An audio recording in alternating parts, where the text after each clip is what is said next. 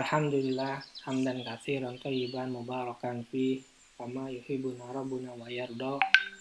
Asyhadu an la ilaha illallah wahdahu la syarikalah wa asyhadu anna Muhammadan abduhu wa rasuluhu alladzi la nabiyya ba'da amma ba'du.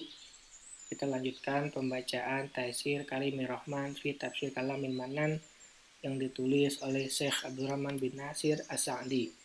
Masuk pada tafsir surat Al-Baqarah ayat yang ke-198 sampai 202. Ayat yang ke-198, A'udzubillahi minasyaitonirrajim. Laisa 'alaikum junahun an tabtagu fadlan min rabbikum. Fa idza afattum min arafatin fadhkurullaha indal mas'aril haram. Wadhkuruhu kama hadakum wa in kuntum min qablihi laminad dhalin. Tidak ada dosa bagimu untuk mencari karunia rizki hasil perniagaan dari Rabb-mu. Apabila kamu telah bertolak dari Arafah, maka berzikirlah kepada Allah di Masy'aril Haram. Dan berzikirlah dengan menyebut Allah sebagaimana yang ditunjukkannya kepadamu. Dan sesungguhnya kamu itu sebelum itu benar-benar termasuk orang-orang yang sesat. Ketika Allah Ta'ala memerintahkan untuk bertakwa, Allah Ta'ala mengabarkan bahwasanya mencari karunia Allah dengan mencari penghidupan pada saat musim haji dan selainnya tidaklah berdosa apabila tidak mengganggu hal yang wajib atasnya. Bila maksud kedatangannya adalah berhaji dan pencahatan itu adalah halal yang disandarkan kepada karunia Allah, tidak bersandar kepada keahlian seseorang dan melakukan sebab-sebab namun melupakan zat yang membuat sebab-sebab tersebut. Karena yang seperti ini adalah inti dari dosa itu sendiri. Dan dalam firman-Nya, "Faida afatum min arafatin fadhkurullaha inda mas'alil haram", maka apabila kamu telah bertolak dari Arafah, berzikirlah kepada Allah di Masy'aril Haram. Terkandung dalil yang menunjukkan beberapa hal. Pertama, wukuf di Arafah. Hal ini adalah suatu yang telah diketahui dan merupakan rukun dari rukun-rukun haji. Maka bertolak dari Arafah tidaklah dilakukan kecuali setelah wukuf di sana. Kedua, perintah untuk berzikir kepada Allah di Mas'aril Haram, yaitu Muzdalifah. Hal ini pun telah diketahui yang dilakukan pada malam hari penyembelihan seraya bermalam di sana. Dan setelah sholat subuh wukuf di Muzdalifah seraya berdoa hingga pagi sangat terang. Termasuk dalam berzikir kepada Allah adalah menunaikan kewajiban-kewajiban dan sunnah-sunnah padanya. Ketiga, bahwasanya wukuf di Muzdalifah dilakukan setelah wukuf di Arafah, sebagaimana yang ditunjukkan oleh huruf fa dan pengurutan. Keempat, Arafah adalah tempat-tempat syiar haji. Kelima, Muzdalifah adalah tempat-tempat syiar haji yang memang dimaksudkan untuk dikerjakan dan ditampakkan. Keenam, bahwasanya Muzdalifah itu termasuk daerah haram, sebagaimana ia dibatasi dengan kata haram.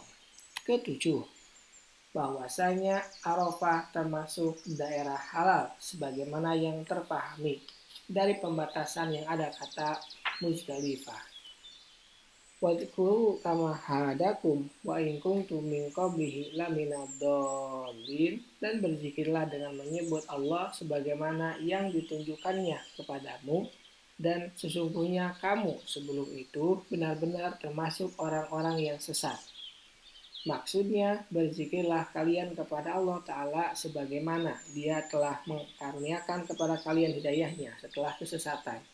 Sebagaimana juga Dia telah mengajarkan kepada kalian apa-apa yang tidak kalian ketahui sebelumnya. Hal ini adalah sebesar-besarnya kenikmatan yang harus disyukuri dan dibalas dengan bersyukur kepada Zat yang telah memberikannya dengan hati maupun lisan. Ayat yang ke-199.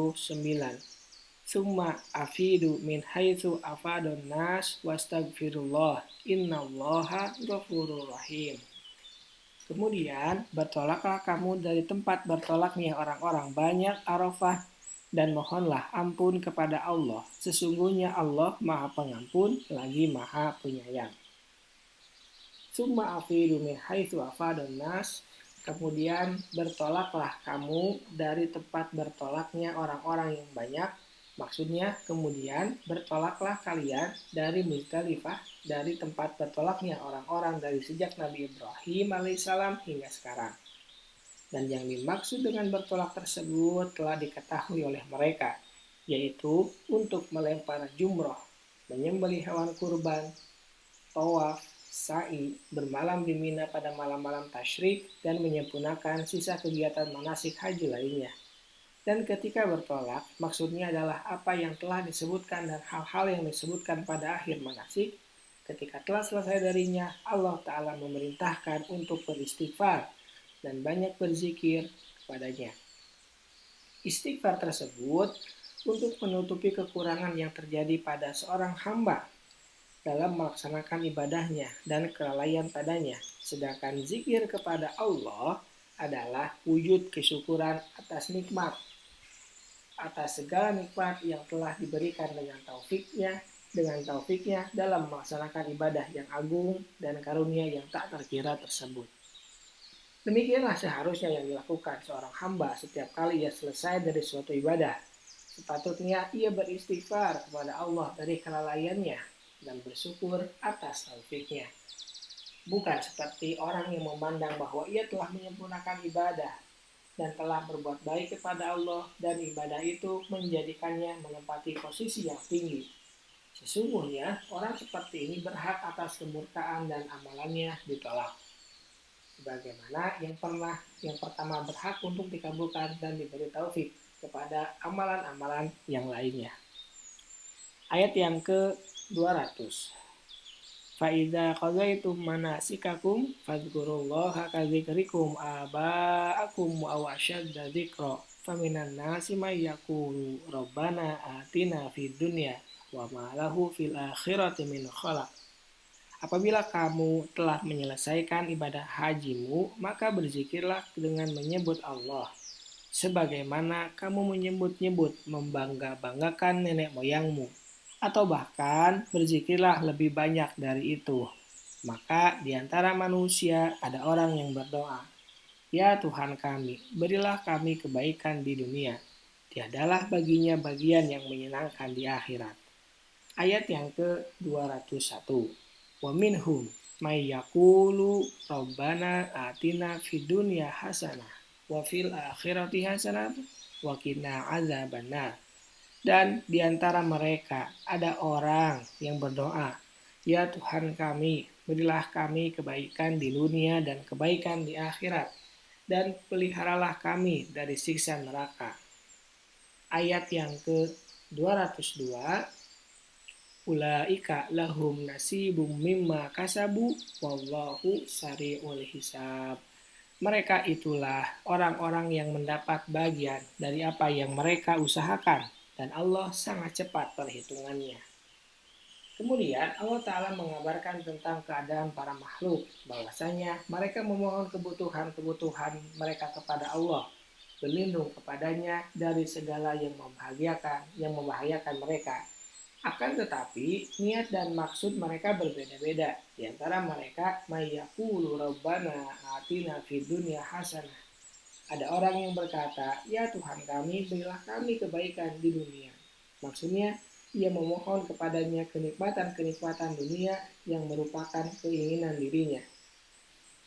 Namun, ia tidak mendapatkan bagian di akhirat, karena ia membencinya dan mencukupkan cita-citanya hanya sebatas dunia. Di antara mereka ada yang berdoa kepada Allah demi kemaslahatan dunia dan akhirat, dan ia butuh kepadanya dalam kepentingan agama dan dunianya. Maka setiap dari kelompok pertama dan kelompok kedua memiliki hasil dari apa yang telah mereka kerjakan dan usahakan. Dan Allah Ta'ala akan memberikan balasannya sesuai dengan perbuatan, cita-cita, dan niat mereka dengan balasan yang berdasarkan kepada keadilan dan kemuliaan, di mana dia terpuji dengan pujian yang paling sempurna dan paling lengkap karenanya. Ayat ini merupakan dalil bahwa Allah Ta'ala mengabulkan doa setiap orang, baik muslim maupun kafir atau fasik.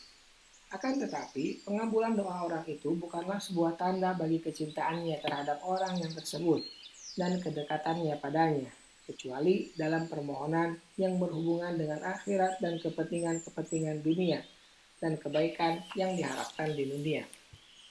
Termasuk dalam hal itu adalah segala yang sangat baik kejadiannya bagi seorang hamba, seperti rizki yang lancar, luas dan halal, istri yang solihah, anak yang merupakan penyejuk mata, ketenangan, ilmu yang berguna, amalan yang solih dan semacamnya dari segala macam permohonan yang dicintai dan dibolehkan. Adapun kebaikan akhirat adalah selamat dari siksa kubur, padang mahsyar, dan api neraka. Memperoleh keridhaan Allah, mendapatkan kenikmatan yang abadi, dekat dengan Rob yang maha penyayang, hingga doa ini menjadi doa yang paling lengkap, paling sempurna, dan paling utama untuk didahulukan. Oleh karena itulah Nabi Shallallahu Alaihi Wasallam memperbanyak doa dengannya. Diriwayatkan oleh Al-Bukhari nomor 46389 dan Muslim nomor 2690 dari Anas bin Malik radhiyallahu taala anhu. Dan Rasul SAW juga senantiasa menganjurkan umatnya untuk berdoa dengannya. Subhanaka Allahumma wa bihamdika asyhadu an la ilaha illa anta astaghfiruka wa atubu ilaik. Assalamualaikum warahmatullahi wabarakatuh.